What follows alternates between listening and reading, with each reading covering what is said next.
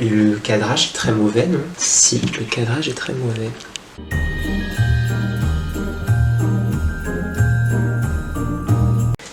Et coucou, on se retrouve aujourd'hui pour une petite vidéo sur un sujet que je connais du coup depuis quelques mois, qui est partir seul à l'étranger. Je pense que je vais séparer un peu la vidéo en deux parties. Je vais faire une première partie mes impressions et une deuxième partie mes conseils. Je sais pas pour qui je me prends, mais je vais donner des conseils.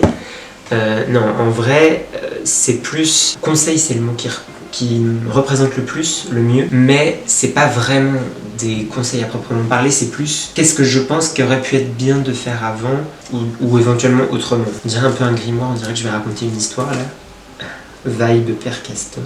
Partir à l'étranger seul, c'est difficile et ça, c'est pas une grosse découverte. Je pense que n'importe qui pourrait dire que c'est difficile, même des gens qui sont très à l'aise partout. Mais en fait, en tout cas pour ma part, au début, c'était hyper difficile, mais pas parce que c'est un truc nouveau ou quoi, c'est que j'avais l'impression que j'allais jamais être à l'aise nulle part. Alors que je m'étais jamais posé cette question, je m'étais jamais dit que j'allais pas être à l'aise, quoi. Donc du coup, là, j'avais vraiment l'impression, et c'est une impression qui a duré peut-être une semaine, donc c'est énorme, c'est long, où je me disais, mais je vais jamais être à l'aise dans cette ville, mais je vais jamais être à l'aise non plus dans ma chambre, je vais jamais être à l'aise avec les gens. Et en fait, le rapport avec le fait de partir à l'étranger seul, c'est que t'es tout seul dans cette situation, t'as personne à qui te raccrocher. C'est-à-dire que si j'étais parti avec quelqu'un, tu peux en parler de ça. Alors que là, t'en parles à des gens qui sont pas avec toi. Donc, ils peuvent pas te mettre à l'aise, ils vont pas être en mode bah si, t'inquiète, trop cool. Ça, c'est un aspect qu'il faut prendre en compte, parce que du coup, là, ça fait plus de 2 mois que... Non, ça fait pile 2 mois d'ailleurs, que je suis parti. Et j'ai plus du tout cette impression. Je suis beaucoup plus à l'aise. C'est une impression qui, je pense, passe pour la majorité des gens. Mais c'est un truc, il faut quand même persévérer au début parce que c'est très dur d'être seul avec ses angoisses, entre guillemets. Et ça, c'est un truc que j'ai sous-estimé, et je pense aussi que j'ai sous-estimé ça parce que avant j'étais pas forcément comme ça. Mais là, depuis qu'il y a eu Covid et tout le bazar, ben j'aime plus trop sortir de chez moi et tout. J'ai peur en fait de rencontrer des nouvelles personnes. Du coup, dans la continuité de ce truc-là, ce qui est difficile, c'est qu'en fait il y a tout à faire. T'as l'impression de repartir à zéro. Il faut s'habituer, trouver un nouvel endroit pour aller faire tes courses, trouver comment ça fonctionne dans ton logement, trouver comment ça fonctionne dans ton université. Le truc peut-être même le plus dur, c'est de rencontrer des nouvelles personnes, des gens que tu connais pas, et il faut aller vers eux parce que potentiellement ces gens-là, ils connaissent déjà des gens, donc ils n'ont pas besoin forcément de rencontrer d'autres personnes. Tu le sais pas en fait quand tu les rencontres, et toi par contre t'es tout seul. Donc c'est pas que t'en as besoin, je dis pas que t'as besoin des gens pour être bien, mais moi en tout cas j'aime bien parler avec les gens et tout, et d'un autre côté je suis quand même relativement réservé, donc c'est difficile d'aller vers les gens. Quand on arrive à faire toutes ces choses-là, en tout cas moi je me suis senti fier de moi d'avoir fait plein de trucs, que ce soit aller voyager avec des gens que je connaissais pas trop et sortir de ma zone de confort, ou gérer les papiers du logement, ou gérer mes cours. Par contre, quand tu n'arrives pas à faire ce que tu as décidé ou ce que tu voudrais faire, tu te sens incapable. Des fois je me disais mais c'est pas possible, mais t'es capable de rien faire tout seul. Et bon, bah non, faut essayer de pas trop culpabiliser par rapport à ça, mais c'est forcément, je pense, un sentiment que tout le monde ressent, parce que quand tu pars seul, t'as plein d'espérance et d'attente, parce que tu te dis, je suis tout seul, donc je suis le seul à décider, donc je vais pouvoir faire ce qui me plaît.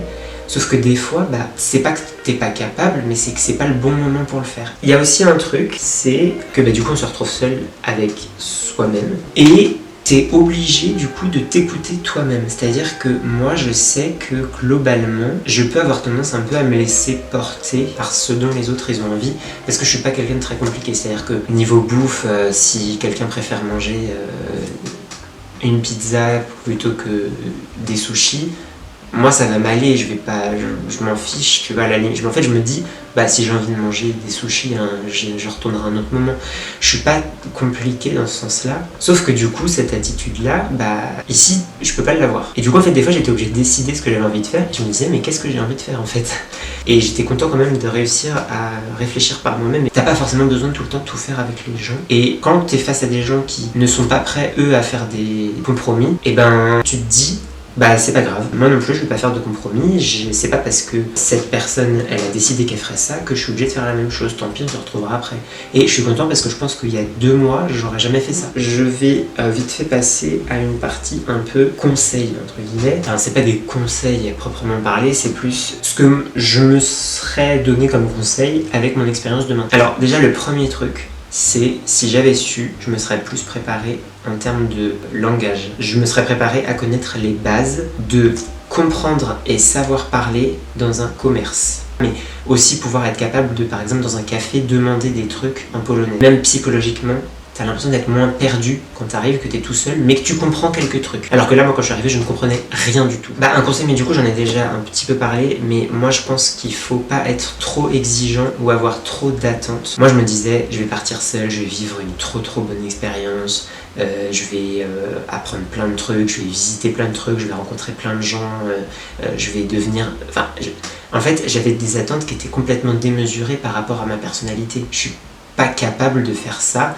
aussi vite. Moi, je vois, il y a des Erasmus, ils voyagent tous les week-ends avec des gens. Moi, je pourrais pas. Parce que c'est des gens que tu rencontres. Moi, ce sera des gens que je connais depuis 2 mois. Donc, c'est des gens que je ne connais pas bien. Je pourrais pas être la moitié.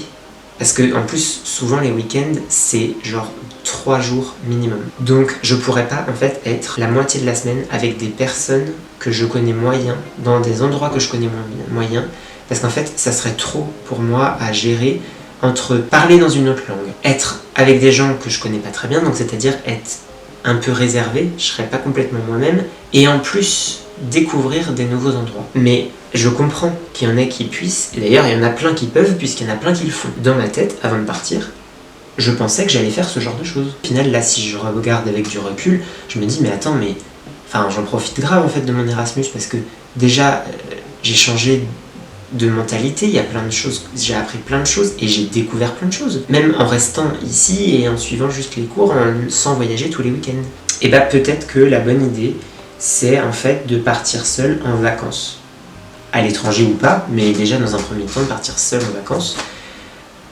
Ça peut être, je pense, une bonne idée, même que ce soit juste une semaine, parce que ça permet du coup vraiment de se dire « Ah ouais, donc c'est ça d'être tout seul et d'avoir des trucs un peu culturels à faire. » Parce que là, il y a les études, on est d'accord, mais il y a aussi tout l'aspect culturel, c'est ça l'intérêt de l'Erasmus, c'est que tu peux aller étudier de nouvelles choses dans une autre langue, mais c'est aussi que tu peux découvrir une nouvelle culture, bien sûr. Donc, ouais, je pense que le fait de partir seul peut-être en vacances, pourquoi pas à l'étranger, ça peut être une bonne première approche, et je pense que rien qu'avec des vacances on peut se dire alors ça c'est pas fait du tout pour moi, ou au contraire ah ouais j'ai vraiment bien aimé. Après c'est pas parce que t'as bien aimé des vacances que ça sera pareil pour un Erasmus, mais déjà ça peut être une première expérience. J'espère que cette vidéo était utile et intéressante et qu'elle aidera au moins une personne j'espère, et sinon j'espère que ça vous a intéressé. Du coup, si vous avez des conseils, si vous êtes déjà parti en Erasmus,